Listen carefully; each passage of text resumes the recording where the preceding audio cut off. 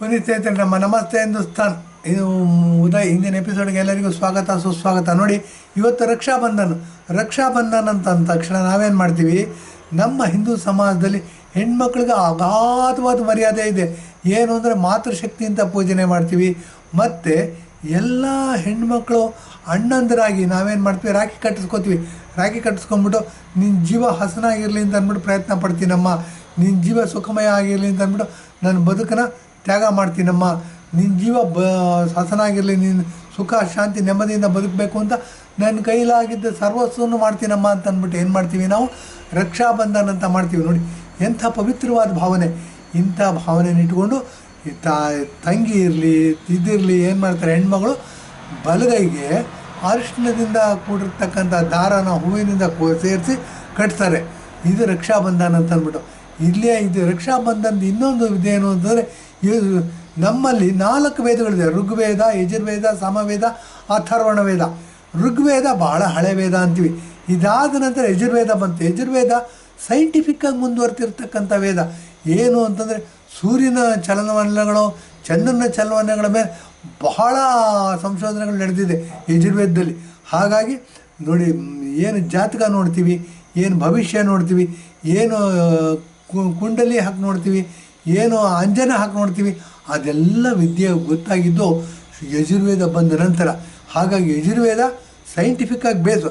ನಮ್ಮ ಕೈಲಿ ಬೇಯಿಸೋಕ್ಕಾಗಿಲ್ಲ, ನಮ್ಮ ಕೈಲಿ ಅಂತ ತಿಳ್ಕೊಳಕ್ಕಾಗಿಲ್ಲ.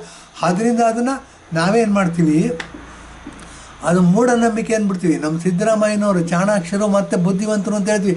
ಅವರು ಬುದ್ಧಿಗೆ ತೋಚದೇ ಇರೋದೆಲ್ಲ ಮೂಢ ಅಂತ ಹೇಳ್ಬಿಡ್ತಾರೆ. ಇದು ನೋಡಿ, ಅವ್ರದ್ದು ಅತಿ ಬುದ್ಧಿವಂತಿಕೆ ಪ್ರದರ್ಶನದ ಒಂದು ಉದಾಹರಣೆ.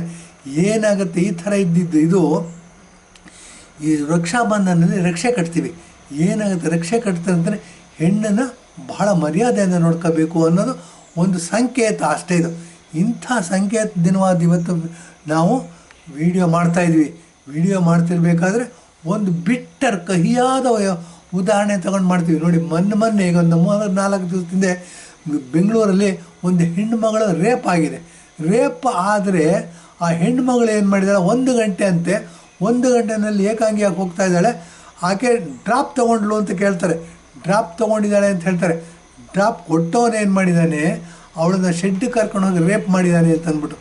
ರೇಪ್ ಮಾಡಿದ್ದಾನೆ ಅಂತಂದರೆ ನೋಡಿ, ಇದು ಕರ್ನಾಟಕದ ಹೆಣ್ಣು ಮಗಳು ಅಲ್ಲ ಅನ್ನೋ ಮೇಲ್ನೋಟಕ್ಕೆ ಗೊತ್ತಾಗುತ್ತೆ. ಯಾಕೆಂದರೆ ನಾರ್ತ್ ಇಂಡಿಯಾದಿಂದ ಬೇಕಾದಷ್ಟು ಜನ ಬೆಂಗಳೂರು ಕೆಲಸ ಬರ್ತಾರೆ ಹೊಟ್ಟೆಪಾಡಿಗೋಸ್ಕರ. ಅವ್ರು ಏನಾಗುತ್ತೆ, ಬೆಂಗಳೂರು ಸೇಫ್ ಅಂದ್ಬಿಟ್ಟು ಎಷ್ಟು ಹೊತ್ತಲ್ಲಿ ಬೇಕೋ ಅಷ್ಟೊತ್ತಿಗೆ ಬೀರು ಕುಡಿಯೋದು, ಎಣ್ಣೆ ಹಾಕೋದು, ಓಡಾಡೋದೆಲ್ಲ ಮಾಡ್ತಾರೆ. ಹೀಗಾಗಿ ಸಾಕಷ್ಟು ಹಿಂದೂ ಧರ್ಮ ಡೈಲ್ಯೂಟ್ ಆಗಿದೆ ಮತ್ತು ಅಪವಿತ್ರ ಆಗ್ತಾಯಿದೆ. ಅದು ಇರಲಿ, ಅದು ಬೇರೆ ವಿಷಯ. ಈ ಥರ ಇದ್ದಂಥ ಹೆಣ್ಮಗಳು ಏನಾಗಿದೆ, ಡ್ರಾಪ್ ಕೇಳಿದಾಳಂತೆ ಮೋಟ್ರ್ ಬೈಕಿನಲ್ಲಿ. ಅವನೇನು ಮಾಡಿದ್ದಾನೆ, ಅವನು ಶೆಡ್ಡಿಗೆ ಕರ್ಕೊಂಡು ಹೋಗಿ ರೇಪ್ ಮಾಡಿದ್ದಾನಂತೆ. ರೇಪ್ ಮಾಡೋದಕ್ಕಿಂತ ಮುಂಚೆ ಒಂದು ಘಟನೆ ನಡೆದಿದೆ. ಇವಳ ಹತ್ರ ಸೆಕ್ಯೂರಿಟಿ ಆ್ಯಪ್ ಇತ್ತಂತೆ. ನೋಡಿ, ಈಗ ಏನಾಗಿದೆ ಅಂದರೆ, ಎಲ್ಲ ಹೆಣ್ಮಕ್ಳು ಸ್ಮಾರ್ಟ್ಫೋನ್ ಇಟ್ಕೊಂಡಿರ್ತಾರೆ. ಸ್ಮಾರ್ಟ್ಫೋನಲ್ಲಿ ಯಾರು ರಾತ್ರಿ ಹೊತ್ತು ಕೆಲಸ ಮಾಡಬೇಕು, ಯಾರು ಸಾಫ್ಟ್ವೇರ್ ಕಂಪ್ನಿಗಳಲ್ಲಿ ಕೆಲಸ ಮಾಡ್ತಾರೆ, ಯಾರು ರಾತ್ರಿ 10 ಗಂಟೆ 11 ಗಂಟೆ ಮೇಲಾಗುತ್ತೆ ನಿರ್ಜನ ಪ್ರದೇಶದಲ್ಲಿ ಓಡಾಡ್ತಕ್ಕಂಥ ಸಂದರ್ಭ ಬರುತ್ತೆ, ಅವರೆಲ್ಲ ಒಂದು ಸ್ಮಾರ್ಟ್ಫೋನಲ್ಲಿ ಸೆಕ್ಯೂರಿಟಿ ಆ್ಯಪ್ ಇದೆ, ಸೆಕ್ಯೂರಿಟಿ ಆ್ಯಪ್ ಅಂತ ಬರುತ್ತೆ. ಆ ಸೆಕ್ಯೂರಿಟಿ ಆ್ಯಪ್ನ ಡೌನ್ಲೋಡ್ ಮಾಡ್ಕೊಂಡಿರ್ತಾರೆ. ಸೆಕ್ಯೂರಿಟಿ ಆ್ಯಪ್ನ ಡೌನ್ಲೋಡ್ ಮಾಡಿಕೊಂಡು ಅದನ್ನು ಒತ್ತಿದ್ರೆ ಪ್ಯಾನಿಕ್ ಬಟನ್ ಅಂತ, ಅದು ಪ್ಯಾನಿಕ್ ಬಟನ್ ಒತ್ತಿದ್ರೆ ಸೆಕ್ಯೂರಿಟಿ ಆ್ಯಪ್ ಓಪನ್ ಆಗಿ ಅಲರ್ಟ್ ಕಾಲ್ಗಳು ಹೋಗುತ್ತೆ ನಿಯರೆಸ್ಟ್ ಪೊಲೀಸ್ ಸ್ಟೇಷನ್ಗೆ.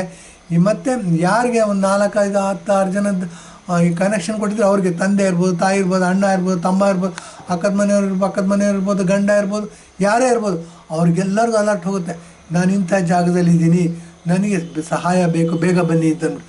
ಆ ಥರ ಏನಾಗಿದೆ, ಸೆಕ್ಯೂರಿಟಿ ಆ್ಯಪ್ ಇಟ್ಕೊಂಡಿದ್ದಂತೆ ಈ ಹುಡುಗಿ. ಇವಳು ಸೆಕ್ಯೂರಿಟಿ ಆ್ಯಪ್ನ ಪ್ರೆಸ್ ಮಾಡೋದ್ರಿಂದ ಏನಾಗಿದೆ, ಅವ್ರ ತಂದೆನೋ ಅಣ್ಣನೋ ಯಾರೋ ಬಂದ್ಯಾರ, ಮತ್ತು ನಿಯರೆಸ್ಟ್ ಪೊಲೀಸ್ ಸ್ಟೇಷನ್ ಅವ್ರು ಬಂದು ನೋಡಿದಾಗ ಏನಾಗಿದೆ, ಆಕೆಗೆ ರೇಪ್ಗೆ ಅಟೆಂಪ್ಟ್ ಆಗಿದೆ ಅಂತ ಒಂದು ಸುದ್ದಿ. ಅದು ನಿಜ ಆಗಲಿ ಅನ್ನೋದನ್ನು ನಾವು ಹರಿಸ್ತೀವಿ. ಆಕೆ ನೋಡಿ, ತನ್ನ ಮಾಡೆಸ್ಟಿಯನ್ನು ಸೇವ್ ಮಾಡ್ಕೊಂಡಿರೋದು ಸೆಕ್ಯೂರಿಟಿ ಆ್ಯಪ್ನ ಆಕ್ಟಿವೇಟ್ ಮಾಡಿದ್ರಿಂದ. ಸೆಕ್ಯೂರಿಟಿ ಆ್ಯಪು ಎಲ್ಲ ಇದರಲ್ಲೂ ಪ್ಲೇಸ್ಟೋರಲ್ಲಿ ಹೋಗಿ ಡೌನ್ಲೋಡ್ ಮಾಡ್ಕೋಬೋದು. ಅದು ಎಲ್ಲ ಇದರಲ್ಲೂ ಸ್ಮಾರ್ಟ್ಫೋನಲ್ಲಿ ಸಿಗುತ್ತೆ. ಅದನ್ನು ಎಲ್ಲ ಹೆಣ್ಮಕ್ಳುಗಳಾಗಲಿ ಅಥವಾ ಯಾರಿಗೆ ಸೆಕ್ಯೂರಿಟಿ ಬೇಕು ಅನಿಸುತ್ತೆ, ಯಾರು ಅಪಾಯಕ್ಕೆ ತಮ್ಮನ್ನು ತಾವು ಒಡ್ಕೋತಾರೆ, ರಾತ್ರಿ ಆಗ್ಬೋದು, ಅಥವಾ ನಿರ್ಜನ ಪ್ರದೇಶಗಳಾಗ್ಬೋದು, ಅಥವಾ ಬೆಟ್ಟಗುಡ್ಡಗಳಾಗ್ಬೋದು, ಅಥವಾ ಜನ ಇಲ್ದಿರೋ ಕಡೆ ಓಡಾಡ್ತಕ್ಕಂಥ ಸಂದರ್ಭ ಬರ್ಬೋದು. ಅಂಥ ಟೈಮಲ್ಲಿ ಮೊಬೈಲ್ ಇರುತ್ತೆ, ಮೊಬೈಲ್ ಸ್ಮಾರ್ಟ್ಫೋನೇ ಆಗಿರಬೇಕು. ಸ್ಮಾರ್ಟ್ಫೋನಲ್ಲಿ ಸೆಕ್ಯೂರಿಟಿ ಆ್ಯಪ್ನ ಡೌನ್ಲೋಡ್ ಮಾಡ್ಕೊಳ್ಳಿ. ನಿಮ್ಮ ಜೀವನ ಬದುಕು ಸೇಫ್ಟಿಯಾಗಿರಬೇಕು, ನೆಮ್ಮದಿಯಿಂದ ಜೀವನ ಮಾಡಬೇಕು ಅಂತಂದರೆ ಈ ಸೆಕ್ಯೂರಿಟಿ ಆ್ಯಪ್ನ ಡೌನ್ಲೋಡ್ ಮಾಡಿಕೊಂಡು ಮತ್ತು ನಿರ್ಜನ ಪ್ರದೇಶಗಳಲ್ಲಿ ಓಡಾಡಬೇಕಾದ್ರೆ, ರಾತ್ರಿ ಓಡಾಡಬೇಕಾದ್ರೆ, ಒಬ್ಬೊಬ್ಬರು ಓಡಾಡಬೇಕಾದ್ರೆ, ಎಲ್ಲಾದರೂ ಸೆಕ್ಯೂರಿಟಿಗೆ ಭಯ ಇದೆ ಅನ್ನೋ ವಾತಾವರಣ ಬಂದರೆ ಅಂಥ ಟೈಮಲ್ಲಿ ಕೈಲಿಟ್ಕೊಂಡು ಈ ಸೆಕ್ಯೂರಿಟಿ ಆ್ಯಪ್ನ ಪ್ರೆಸ್ ಮಾಡೋದ್ರಿಂದ ಇಮ್ಮಿಡಿಯೇಟಾಗಿ ನಿಮ್ಗೆ ಹೆಲ್ಪ್ ಸಿಗುತ್ತೆ. ಪೊಲೀಸ್ ಹೆಲ್ಪ್ ಆಗಲಿ, ಮನೆಯವ್ರ ಹೆಲ್ಪ್ ಆಗಲಿ, ಇದು ನೀವು ಎಲ್ಲಿದ್ದೀರಾ ಅನ್ನೋದು ತಿಳಿಸುತ್ತೆ ಜಾಗ. ಮತ್ತು ಯಾರು ಬರಬೇಕು ಅನ್ನೋದನ್ನು ಅವ್ರಿಗೆಲ್ಲ ಮೆಸೇಜ್ ಕಳಿಸುತ್ತೆ, ನಾನು ಡೇಂಜರ್ಲಿದ್ದೀನಿ, ನನಗೆ ಹೆಲ್ಪ್ ಬೇಕು ಅಂತಂದ್ಬಿಟ್ಟು. ಇದನ್ನು ಇಟ್ಕೋಬೇಕು. ಇಂಥ ಮಾಡರ್ನ್ ಸಮಾಜದಲ್ಲಿ ಸೆಕ್ಸ್ ಮತ್ತು ದುಡ್ಡಿಗೆ ಮಾತ್ರ ಪ್ರಭಾವ ಇರೋದು. ಮತ್ತು ಗಂಡಸರು ಭಾಳ ಕೆಟ್ಟು ಹೋಗ್ಬಿಟ್ಟಿದ್ದಾರೆ. ಆ ದೃಷ್ಟಿಯಿಂದ ಯಾರು ಹೆಣ್ಣುಮಕ್ಕಳಿದ್ದಾರೆ, ಯಾರು ಏಕಾಂಗಿತವಾಗಿ ಓಡಾಡ್ತಾರೆ, ಯಾಕೆ ನಿರ್ಜನ ಪ್ರದೇಶಗಳಲ್ಲಿ ಓಡಾಡ್ತಾರೆ, ಯಾರಿಗೆ ಸೆಕ್ಯೂರಿಟಿ ಬೇಕು ಅನಿಸುತ್ತೆ, ಅವ್ರ ಪ್ಲೇಸ್ಟೋರ್ಗೆ ಹೋಗಿ ಸ್ಮಾರ್ಟ್ಫೋನಲ್ಲಿ ಈ ಸೆಕ್ಯೂರಿಟಿ ಆ್ಯಪ್ನ ಡೌನ್ಲೋಡ್ ಮಾಡ್ಕೋಬೇಕು. ತಮ್ಮನ್ನು ತಾವು ರಕ್ಷಣೆ ಮಾಡ್ಕೋಬೇಕು, ತಮ್ಮ ಹತ್ರ ಇರೋ ದುಡ್ಡನ್ನು ರಕ್ಷಣೆ ಮಾಡ್ಕೋಬೇಕು, ತಮ್ಮಲ್ಲಿರೋ ಆಭರಣಗಳನ್ನ ರಕ್ಷಣೆ ಮಾಡ್ಕೋಬೇಕು, ತಮ್ಮ ದೇಹವನ್ನು ರಕ್ಷಣೆ ಮಾಡ್ಕೋಬೇಕು. ನೆಮ್ಮದಿ ಜೀವನ ಸಾಗಿಸಬೇಕು ಅಂತಂದರೆ ಸುರಕ್ಷತೆ ಬಹಳ ಮುಖ್ಯ. ಸುರಕ್ಷತೆ ಆ್ಯಪ್ನ ಡೌನ್ಲೋಡ್ ಮಾಡಿಕೊಂಡು ತಾವು ಸುರಕ್ಷಿತವಾಗಿದ್ದು ಸಮಾಜವನ್ನು ಸುರಕ್ಷಿತವಾಗಿ ಇಡಬೇಕು ಅಂತ ಹೇಳಿ ನಮ್ಮ ಇವತ್ತಿನ ಎಪಿಸೋಡ್ನ ಮುಗಿಸ್ತಾ ಇದ್ದೀವಿ. ಧನ್ಯವಾದ, ನಮಸ್ಕಾರ.